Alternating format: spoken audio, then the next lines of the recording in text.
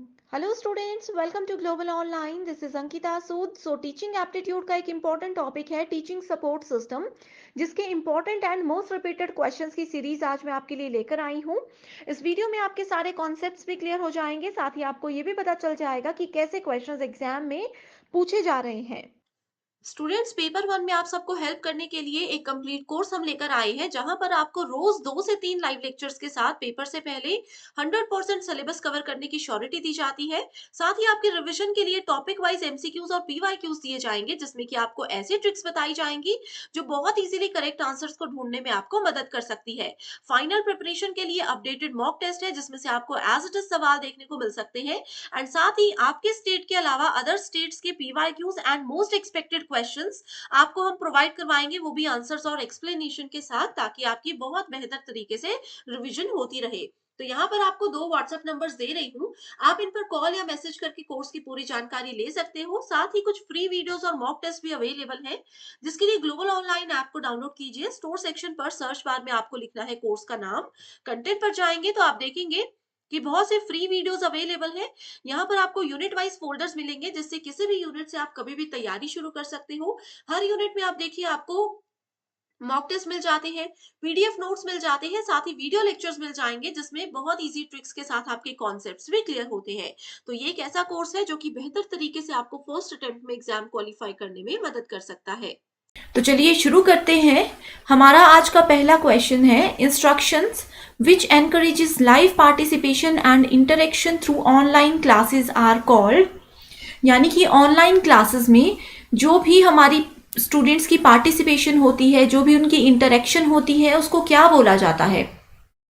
तो पहला ऑप्शन है सिंक्रोनस इंस्ट्रक्शन, सेकंड ऑप्शन है एसिंक्रोनस, थर्ड है ट्रेडिशनल एंड फोर्थ है थ्योरेटिकल इंस्ट्रक्शंस।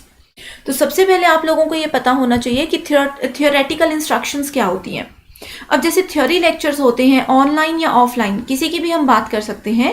थ्योरी लेक्चर्स में क्या होता है, सिर्फ हम आप लोगों को नोट्स बनाएंगे, हम आपको कॉन्सेप्ट्स नहीं समझाएंगे, मल्टीपल चॉइस क्वेश्चंस की हेल्प से आपको नहीं बताएंगे कि कैसे इनको सॉल्व करना है, बस नोट्स आप लोगों के कंप्लीट करवाएंगे। उसको बोला जाता है थ्योरेटिकल इंस्ट्रक्शंस। सेकेंड ऑप्शन है ट्रेडिशनल। ट्रेडिशनल मेथड यानी कि जो हमारी पारंपरिक तरीका होता है पढ़ाने का, उसमें क्या होता है कि टीचर क्लास में आएंगे, स्टूडेंट्स को इंस्ट्रक्शंस देंगे, जो भी टॉपिक है वो पढ़ाएंगे एंड चले जाएंगे। ठीक है। एंड इस तरह का मेथड जो होता है वो बेसिकली होता है टीचर सेंट्रिक मेथड। ठीक है, टीचर सेंट्रिक मेथड। यानी कि ट्रेडिशनल इंस्ट्रक्शंस में क्या होता है, ना ही कोई फीडबैक होता है, ना ही स्टूडेंट एंड टीचर के बीच में ज्यादा इंटरेक्शंस होती है। तो यहाँ पे क्वेश्चन में पूछा है कि जो लाइव पार्टिसिपेशन में ज्यादा से ज्यादा इंटरेक्शन जो है वो ऑनलाइन क्लासेस में इन्वॉल्व करते हैं। ठीक है। तो अब आता है नेक्स्ट एसिंक्रोनस एंड सिंक्रोनस। तो मैक्सिमम स्टूडेंट्स इसमें कंफ्यूज होते हैं। ठीक है। तो पहले मैं बताती हूँ आप लोगों को कि एसिंक्रोनस क्या होता है। जो भी रिलैक्स हमारा शेड्यूल होता है। अब जैसे ये वाली वीडियो हमारी लाइव वीडियो नहीं है, ठीक है, तो ये क्या है, इसमें स्टूडेंट रिलैक्स है कि हमें क्लास जरूरी नहीं है कि एक फिक्स टाइम पे अटेंड करनी है। जब वो फ्री हैं, जब उनके पास टाइम है, वो उस अकॉर्डिंग क्लास को अटेंड कर सकते हैं। ठीक है। तो ये होता है एसिंक्रोनस। इसका मतलब है कि इसमें क्या आती है, इसमें रिकॉर्डेड वीडियोज आती हैं। ठीक है। तो लास्ट जो होता है हमारे पास सिंक्रोनस इंस्ट्रक्शंस, ये होता है हमारा रियल टाइम रन से रिलेटेड। ठीक है। ये होता है रियल टाइम रन से रिलेटेड, यानी कि यहाँ पे हम लोग ऑनलाइन क्लासेस, यहाँ पे हम लोग लाइव क्लासेस की बात कर रहे हैं। ठीक है। अब जैसे पेपर 1 की हमारी लाइव क्लासेस भी होती हैं, वहां पे क्या होता है, डायरेक्ट इंटरेक्शन होती है। ठीक है। आप लोग चैट पे हमें कुछ भी बोलते हो, हम उसका रिप्लाई करते हैं, उसको बोला जाता है सिंक्रोनस। ठीक है। इसमें जो भी स्टूडेंट होते हैं, जो भी टीचर होते हैं या फिर इंस्ट्रक्टर्स होते हैं, वो क्या करते हैं, सेम टाइम पे क्लास को अटेंड करते हैं फ्रॉम डिफरेंट लोकेशंस। ठीक है। यहाँ पे आपको ये याद रखना है कि जिधर भी लाइव पार्टिसिपेशन की बात आए, इसका मतलब है सिंक्रोनस की बात हो रही है। ठीक है। एंड जहां पे भी आप लोगों को टर्म नजर आएगी फ्लेक्सिबिलिटी, ठीक है, जहां पे भी फ्लेक्सिबिलिटी नजर आएगी, इसका मतलब है कि एसिंक्रोनस ट्रांसमिशन या एसिंक्रोनस इंस्ट्रक्शंस की हम लोग बात कर रहे हैं। ठीक है। ट्रेडिशनल का जो की पॉइंट है वो है कि ये होता है टीचर सेंट्रिक मेथड। ठीक है, थ्योरेटिकल थ्योरी तो आप लोगों को फिर पता ही है, ठीक है। सो इस क्वेश्चन का राइट आंसर है ऑप्शन नंबर 1।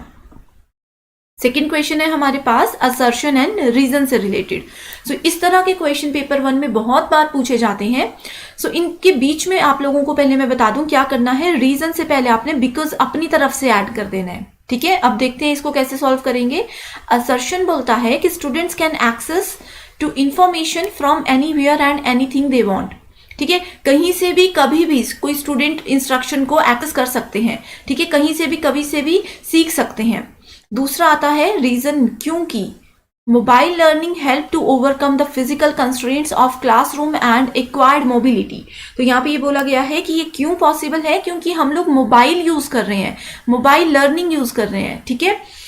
सो आप लोगों को ये स्टेटमेंट सेलेक्ट करनी है, both A and R correct, ठीक है। यहाँ पे बोलते हैं कि असर्शन और रीजन दोनों करेक्ट है, एंड जो आर है, जो रीजन है, वो असर्शन की एक बिल्कुल करेक्ट एक्सप्लेनेशन है। ऑप्शन नंबर 2 बोलता है कि आर और ए दोनों करेक्ट हैं, लेकिन जो रीजन है वो इससे मैच नहीं कर रहा, वो इसका करेक्ट रीजन नहीं हो सकता। ऑप्शन नंबर 3 बोलता है ए जो है वो करेक्ट है लेकिन आर गलत है। यहाँ पे ये बोला गया है कि स्टूडेंट कहीं से भी पढ़ सकते हैं, लेकिन इसमें मोबाइल का कोई रोल नहीं है। Next option is A is incorrect and R is correct, ठीक है। यानी कि स्टूडेंट कहीं से भी कभी भी नहीं पढ़ सकते, लेकिन मोबाइल जो है वो एक फिजिकल कंस्ट्रेंट को ओवरकम करने में हेल्प करती है। तो यहाँ पे बोला गया है कि ए इनकरेक्ट है और आर जो है वो करेक्ट है। तो एक बहुत ही इजी क्वेश्चन है, आप लोग इसको रिलेट कर सकते हो इसी मेथड से जो मैंने आप लोगों को बताया। यहाँ पे बिकॉज ऐड करना है, ठीक है। तो देख सकते हो कि स्टूडेंट कभी भी पढ़ सकते हैं। अब आप लोगों ने देखा होगा कि ऑनलाइन क्लासेस पे ही मेजरली फोकस किया जा रहा है आजकल, ठीक है। तो स्टूडेंट कभी भी कहीं से भी पढ़ सकते हैं अगर उनके पास मोबाइल है, ठीक है। So option number 1 is the right answer, ठीक है, कि आर जो है वो ए की करेक्ट एक्सप्लेनेशन है। तो यहाँ पे अगर हम बात करें मोबाइल लर्निंग की, इसका मतलब है we are talking about e learning, ठीक है। यानी कि हम लोग इलेक्ट्रॉनिकली इंटरनेट और डिजिटल मीडिया के थ्रू क्या कर रहे हैं, पढ़ रहे हैं, कुछ सीख रहे हैं। Next question is again assertion and reason. So assertion यहाँ पे बोलता है कि in conventional method, so conventional को बोला जाता है traditional method. In conventional method of teaching teacher carries too much responsibility, यानी कि टीचर जो है वो बहुत ज़्यादा जिम्मेदारी लेकर बैठ जाते हैं किसी स्टूडेंट को पढ़ाने की, ठीक है, किसी भी क्लास में स्टूडेंट को पढ़ाने की, to make sure everything they are teaching is understood by the students. यानी कि वो इतना अपने सिर पे बोझ ले लेते हैं, इतनी जिम्मेदारी ले लेते हैं कि जो हम पढ़ा रहे हैं, जिस तरीके से हम पढ़ा रहे हैं, वो स्टूडेंट को समझ आना चाहिए। सो उसका रीजन ये बताया गया है कि conventional method of teaching is all about memorisation and recitation. So memorisation and recitation का मतलब होता है सिंपल इसको याद रखना या फिर उसको रट्टा मारना। तो ट्रेडिशनल मेथड का मीनिंग मैं आप लोगों को बता चुकी हूं, तो आप लोग यहाँ पे इसको रिलेट कर सकते हो कि क्या ट्रेडिशनल मेथड में, कन्वेंशनल मेथड में सचमुच में चीज़ों को याद करवाया जाता था या नहीं करवाया जाता था, ठीक है। सो आप लोगों ने अगर अपने पेरेंट्स से कभी बात की होगी, उनसे ये सुना होगा कि उस समय पे काफ़ी स्टूडेंट्स ऐसे होते थे जो कि मैथ्स के क्वेश्चंस एज इट इज़ याद करते थे, ठीक है। यानी कि ट्रेडिशनल मेथड में वो मेमोराइजेशन एंड रेसिटेशन यूज किया करते थे, ठीक है। सो इस अकॉर्डिंग हमारा राइट आंसर होगा option number 2, that is A and R दोनों करेक्ट है, एंड जो आर है वो ए की करेक्ट एक्सप्लेनेशन है। Next question is teaching aids are important because. So teaching aid का मतलब होता है कुछ ऐसी सामग्रियां, कुछ ऐसी चीजें जो कि टीचिंग में यानी कि पढ़ाने में किसी पर्टिकुलर टीचर को हेल्प करती हैं। अब जैसे मैं आप लोगों को पढ़ा रही हूँ तो यहाँ पे कौन हमें हेल्प कर रहा है, इंटरनेट हेल्प कर रहा है, ठीक है, लैपटॉप है हमारे पास, पेन टैब है हमारे पास, तो ये सब चीजें हैं टीचिंग एड्स। तो इनका इंपॉर्टेंट क्यों बताया गया है, they are cheap and easily available, कि फटाफट से मिल जाती हैं, बहुत सस्ती होती हैं। Minimum training is required to use them effectively, कि ज़्यादा ट्रेनिंग की ज़रूरत नहीं होती है। Next is they reduce the burden of the teachers. Next option बोलता है they provide clarity and generate a clear picture of the concept, यानी कि इसके थ्रू हम लोग स्पष्टता से जो है किसी स्टूडेंट को कुछ चीज़ें समझा सकते हैं, ठीक है। तो आप लोग अब सभी ऑनलाइन पढ़ रहे हो, ठीक है, तो अगर हम ऑनलाइन टीचिंग एड की ही बात करें यहाँ पे, तो भी आप लोग इस क्वेश्चन को इजीली सॉल्व कर सकते हो। तो क्या ऑनलाइन टीचिंग सस्ती है? नहीं है, इजीली अवेलेबल नहीं है, ठीक है।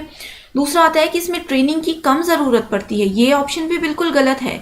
कई टीचर्स ऐसे हैं जिनको नॉलेज बहुत है, ऑफलाइन वो बहुत अच्छा पढ़ाते हैं, लेकिन उनको लैपटॉप यूज़ करना नहीं आता, वो इंटरनेट एक्सेस नहीं कर सकते, या फिर उनके पास ये सब फैसिलिटीज़ नहीं है। ठीक है, तो इसमें बहुत ज़्यादा ट्रेनिंग की ज़रूरत पड़ती है। दे reduce the burden of the teacher, बिल्कुल गलत है, इससे बर्डन बहुत बढ़ जाता है। ठीक है, टीचिंग एड से बर्डन कई बार बहुत ज़्यादा बढ़ जाता है। एंड इसके थ्रू क्या होता है, ये हमें क्लैरिटी प्रोवाइड करवाते हैं एंड क्लियर पिक्चर प्रोवाइड करवाते हैं एक कॉन्सेप्ट की। तो वो कैसे करवाते हैं, जैसे मान लीजिए कि कोई चीज़ मैंने आपको समझानी है, तो अगर हम डायग्राम को यूज़ करते हैं, या फिर अगर मैं आप लोगों को मैप के थ्रू किसी चीज़ को समझाना चाहती हूँ, तो वो टीचिंग एड्स है। इसके थ्रू स्टूडेंट्स इजीली कॉन्सेप्ट्स को समझते भी हैं एंड उनको ज़्यादा टाइम तक के लिए याद भी रख सकते हैं। ठीक है, next question is the internet can be considered as a teaching aid since it, यानी कि इंटरनेट को एक टीचिंग एड बोला जाता है। तो इसके पीछे क्या रीज़न है, acts as a mean of transmission of visual, auditory and audio visual teaching and learning resources। ठीक है, तो यहाँ पे यही बोला गया है कि ट्रांसमिशन का मतलब होता है एक जगह से दूसरी जगह पे किसी चीज़ को लेकर जाना। ठीक है, अब जैसे इन्फॉर्मेशन है या फिर कोई भी नॉलेज है, अभी मैं आप लोगों को कुछ नॉलेज दे रही हूँ, कुछ इन्फॉर्मेशन दे रही हूँ, तो उसको एक जगह से दूसरी जगह पे पहुँचाने को बोलते हैं ट्रांसमिशन। तो विजुअल, ऑडिटरी यानी कि सिर्फ आवाज़, ऑडियो विजुअल जैसे कि अभी हम इंटरेक्ट कर रहे हैं, तो क्या इसके लिए इंटरनेट हेल्पफुल है, इसके लिए इसको टीचिंग एड में इंक्लूड किया गया है। सेकेंड ऑप्शन बोलता है plays an important part in interpersonal communication between student as well as the teacher, यानी कि एक स्टूडेंट एंड एक टीचर अगर इंटरेक्ट करना चाहते हैं, आपस में क्या करना चाहते हैं, बातचीत करना चाहते हैं, तो इंटरनेट उसमें बहुत एक अच्छा रोल प्ले करता है। नेक्स्ट है both A and B, none of the above. तो यहाँ पे आप लोग देख सकते हो कि जो इंटरनेट है उसकी हेल्प से हम इंटरेक्ट कर सकते हैं, स्पेशली अगर लाइव क्लास चल रही हो तब तो बहुत ही अच्छे से इंटरेक्शन हो सकती है। ठीक है, तो यहाँ पे राइट आंसर होगा ऑप्शन नंबर 2।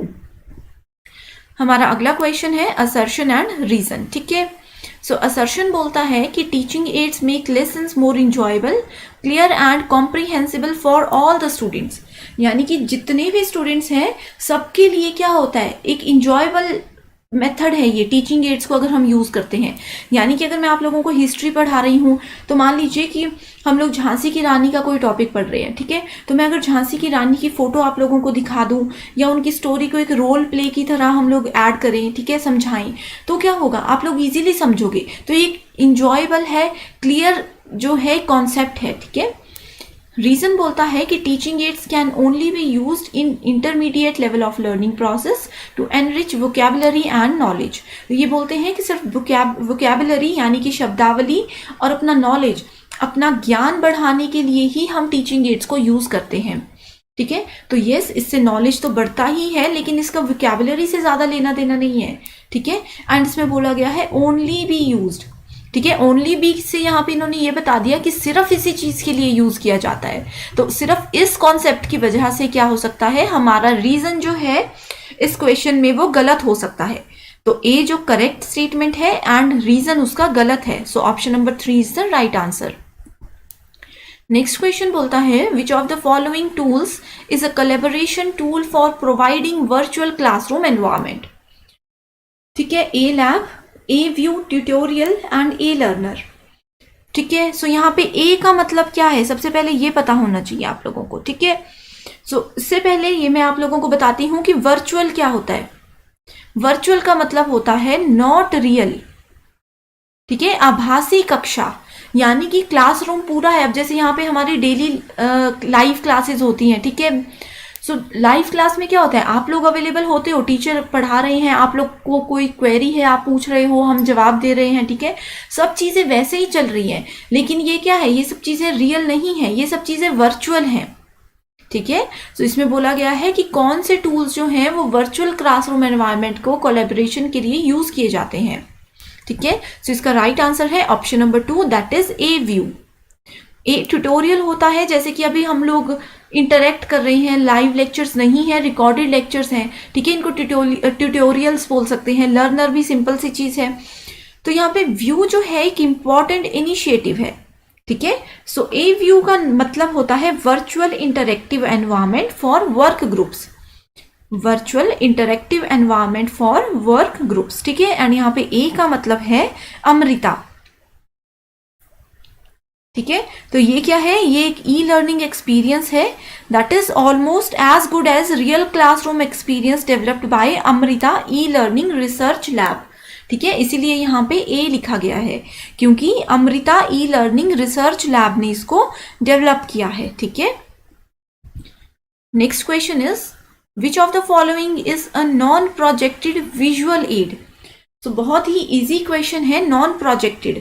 सो प्रोजेक्टर आप लोगों ने देखा होगा, जैसे प्रेजेंटेशन चलती है क्लासरूम में, प्रोजेक्टर की हेल्प से उसी चीज को एक वाइट बोर्ड पे जो है या वाइट वॉल पे इस तरह से प्रेजेंट किया जाता है, ठीक है। तो कौन सी चीज इसमें यूज नहीं की जाती, पहली है slide, OHP that is overhead projector, इसके तो नाम में ही प्रोजेक्टर लिखा है तो इस ऑप्शन को तो हम पहले ही एलिमिनेट कर देंगे। हैंड हेल्ड प्रोजेक्टर, ठीक है, इसके भी नाम में ही प्रोजेक्टर लिखा है तो इस ऑप्शन को भी हम क्या करेंगे, पहले ही एलिमिनेट कर देंगे, ठीक है। लास्ट ऑप्शन है फ्लैश कार्ड्स। तो यहाँ पे मैं आप लोगों को बता चुकी हूँ कि जैसे कि PPTs होती हैं जो कि स्लाइड्स होती हैं, जनरली उन्हीं को हम क्या करते हैं, प्रोजेक्टर के थ्रू स्टूडेंट्स के सामने प्रेजेंट करते हैं। तो स्लाइड्स भी जो है वो रॉन्ग आंसर है, ठीक है। सो इसी तरह से एलिमिनेशन मेथड यूज करके आप लोग करेक्ट आंसर ढूंढ सकते हो। सो राइट आंसर होगा ऑप्शन नंबर 4, ठीक है। तो यहाँ पे आप लोगों को पता होना चाहिए कि फ्लैश कार्ड्स क्या होते हैं, ठीक है। फ्लैश जो होते हैं ये एक ब्रीफ विजुअल मैसेजेस होते हैं जो कि एक पोस्टर बोर्ड पे यूज किए जाते हैं, ठीक है।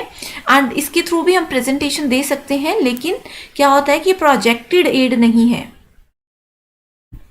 Next question is the following teaching aids can be used by a teacher in the classroom as a live interactive device, ठीक है। सो ये ICT जो यूनिट है उसके पॉइंट ऑफ व्यू से भी बहुत इंपॉर्टेंट क्वेश्चन है, ठीक है। सो लाइव क्लासरूम के लिए कौन कौन सी चीजें यूज की जा सकती हैं एक टीचर के द्वारा। तो पहला है email, Skype, online chat, teleconferencing, Facebook and blog. तो यहाँ पे अगर टीचिंग की बात कर रहे हैं, ठीक है, टीचिंग की बात कर रहे हैं तो फेसबुक पहले ही डिलीट हो जाएगा, फेसबुक के थ्रू तो कोई टीचर नहीं पढ़ा सकते, ठीक है। ईमेल भी डिलीट हो जाएगा क्योंकि ईमेल भी जो है उसके थ्रू भी हम लाइव क्लासेस और ये सब चीज़ें नहीं कर सकते, इसके थ्रू हम सिर्फ मैसेजेस या फिर कोई इंफॉर्मेशन या फिर कोई फाइल को शेयर कर सकते हैं, ठीक है। नेक्स्ट आता है हमारे पास ब्लॉग। सो ब्लॉग जो होते हैं वो भी एक ऐसा साइट है जिसपे हम लोग लाइव इंटरेक्ट नहीं कर सकते, तो इसको भी हम एलिमिनेट कर देंगे। तो राइट आंसर होगा हमारे पास B, C and D। So option number 2 is the right answer. So next question we have is, in which of the following subjects role playing can be mainly useful for teaching?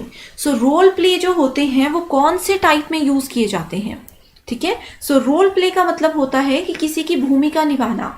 जैसे मैंने आप लोगों को बताया कि अगर हम लोग झांसी की रानी का चैप्टर पढ़ा रहे हैं तो हम एक रोल प्ले करेंगे कि किसी स्टूडेंट को झांसी की रानी बना देंगे, ठीक है।